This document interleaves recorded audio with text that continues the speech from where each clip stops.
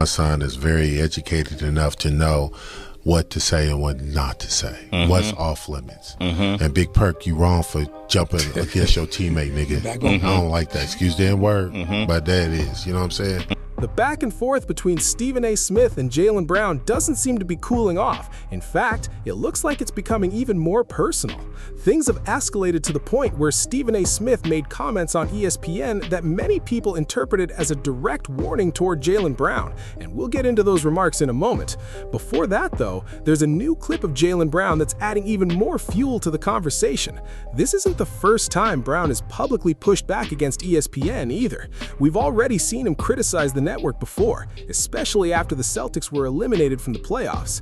That exchange also led to another round of back and forth between Brown and Stephen A. Smith. Around that same time, Jaylen started becoming more active with his own streaming content, and one of the topics he addressed was Stephen A. Smith himself, making it clear he wasn't afraid to respond publicly. Fuck Stephen A. Stephen A, Stephen B, Stephen C. Like, my offer still stands. So when that stuff kicked off, right, Stephen A. Smith responded on ESPN. But in the end, Jaylen Brown, be careful what you wish for. You really want me to start reporting on that level?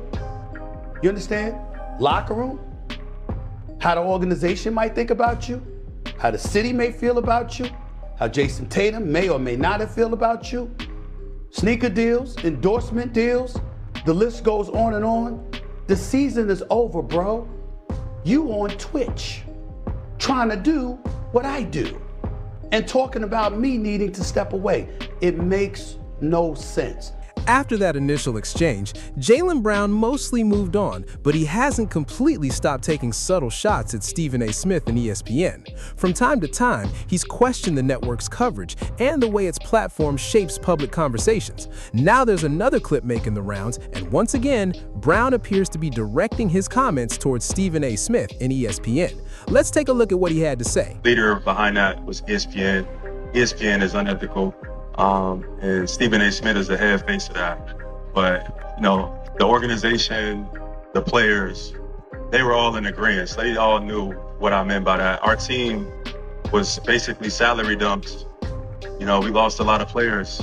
And for us to emerge and still be in the same position, we got to start to understand, like, success doesn't always mean Getting on my last damn nerves, I ain't gonna lie.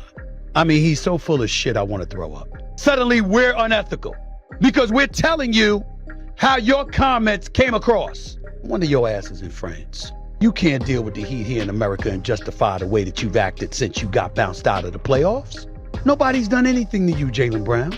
You see, ladies and gentlemen, I shouldn't even be upset because this should be an indication to you about how small people can become. I'm unethical. I'm the leader. ESPN, the entire network. With all the love the network shows you, we're all unethical and I'm the leader. I didn't know you would come across as that soft, bro. You want to talk about accountability and all of that other stuff? Fine, dog. You're welcome to come on the show. I keep talking about that dungeon you in. I'll show you what a studio's supposed to look like. I got one. You want to talk shit about me? You want to question my ethics or whatever? Name the time and place, bro. You name the time, not the place. We gonna do it on my set, because I ain't coming to that dungeon. I'll be waiting. also algorithmic social engineering. If I control the technology, I can dictate the market. I'll explain what that means. Michel Foucault, a French philosopher in 1975, in their work Discipline and Punish, talked about panopticism. She based it off of a prison design, right? It was a prison design with a watchtower in the middle of the prison. And this theory was that, like, by putting the watchtower in the middle, the prisoners would police themselves because they're under surveillance. So physical authority has shifted to psychological authority, right? And over time, their behaviors change, and this causes a term she calls dynamic normalization. So in the digital age, the watchtower has transferred. So through technology, through bots, through fake viral clips, fake accounts, you can police platforms and algorithmically influence society with the technology that you can control. The technology that you can control can dictate the market. We see it across various industries all the time. A lot of people have seen some of my quarrels with the media industry. That's kind of the reason why I started streaming. You know, some of you have seen my stream and going off on Stephen A. Smith. But exactly, but Stephen A. works for ESPN. ESPN is controlled by Disney. Stephen A. doesn't choose the topics. Somebody chooses them for him. You know, his willingness has made him extremely valuable to these companies, but you know, a lot of these companies and corporations, they meet 4 times a year and talk about amongst various industries how they can socially engineer and influence our minds, right, through the technology that they can control without us really even paying attention and even noticing it. Just like the Michel Foucault theory, where I was talking about the watchtower that is policing the prisoners. Bots, comments, positive comments or negative comments could affirm whatever agendas that they want to push. They can create the bots, they can control kind of the approvals or disapprovals of what is in society. Another example is kind of like group thinking. If I control a bunch of platforms, or I control a bunch of accounts, or have a bunch of partners that are all in cahoots with me, I can also socially engineer conversations, start trends, kind of create a herd mentality where you think it's natural, but it's all algorithmically engineered to dictate the market. And then the last one I would say is like the digital dopamine. A lot of us are addicted to social media, we don't even know it, right? The rewarding feeling of getting likes. It looks like Jaylen Brown's father has been paying close attention to everything that's been said about his son. With the ongoing back and forth involving Stephen A. Smith, the situation seems to be getting more personal than it was at the beginning.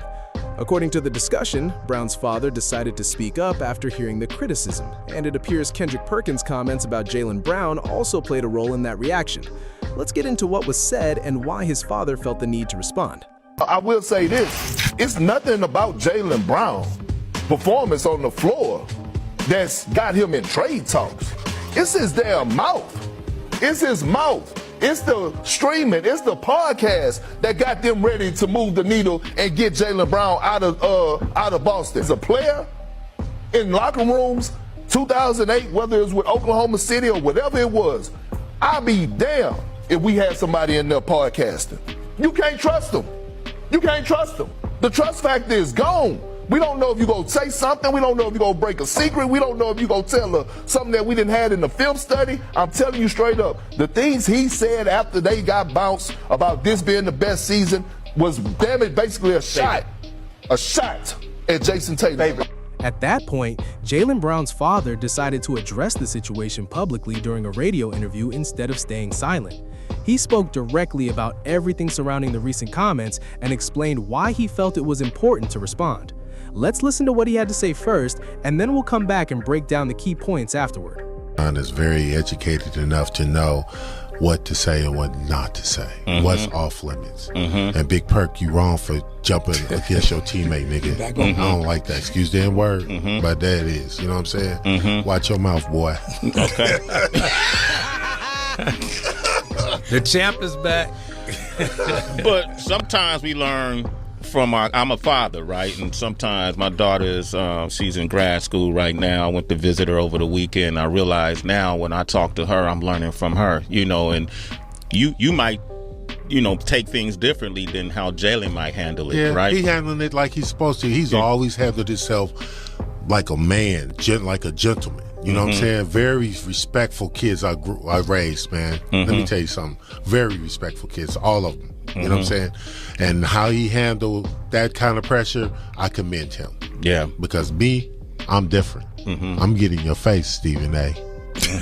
Yeah, I'm coming to see you.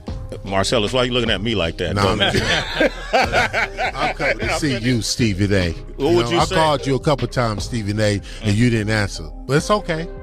I just wanted to talk about it man to man. What's your problems? Why are you attacking him? Why do you attack the black community? Go attack the white community. Oh, that's right, you getting that checked.